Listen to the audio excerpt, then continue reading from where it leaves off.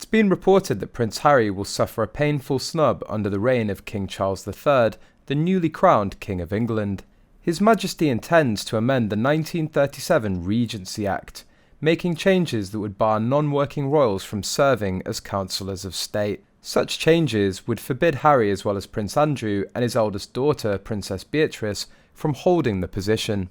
But what is a counsellor of state, and how would these changes affect Harry's role in the royal family? It's been reported that the King has already outlined plans to amend the Act, adding a clause that would prevent non-working royals from holding the position of counsellor of state. If the changes were made official, Harry, Andrew and Beatrice would all be barred from taking the role. Instead, the counsellors would be William, Prince Edward and Princess Anne. There is no other senior working royal in line to the throne, so the fourth place may be filled by another working royal, such as the Princess of Wales. If King Charles changes the Act, Harry will no longer be able to serve as a counsellor of state for his own father. The change could push him further from the royal family, as it would further reduce his remaining connections to the monarchy. It's been claimed Queen Consort Camilla spat out her tea in shock when Prince Harry threw forward the idea of hiring a mediator to sit in on an awkward family meeting.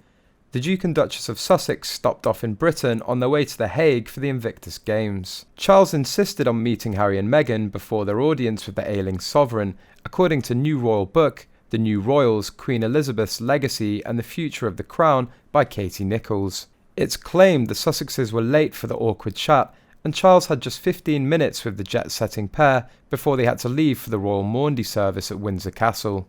While it's reported father and son greeted each other warmly, there were still moments of tension which left the then Duchess of Cornwall lost for words. Camilla, who is now Queen Consort, was reportedly stunned when the Prince 38 suggested an impartial third party be there to keep the peace. Harry went in with hugs and the best of intentions, and said he wanted to clear the air, a family friend said. He actually suggested that they use a mediator to try and sort things out, which had Charles somewhat bemused and Camilla spluttering into her tea. She told Harry it was ridiculous and that they were a family and would sort it out between themselves. Meanwhile, the Queen reportedly confided to a friend that she was exhausted by the turmoil of their decision. She was very hurt, the confidant claimed, adding that the Queen lamented, "I don't know, I don't care, and I don't want to think about it anymore."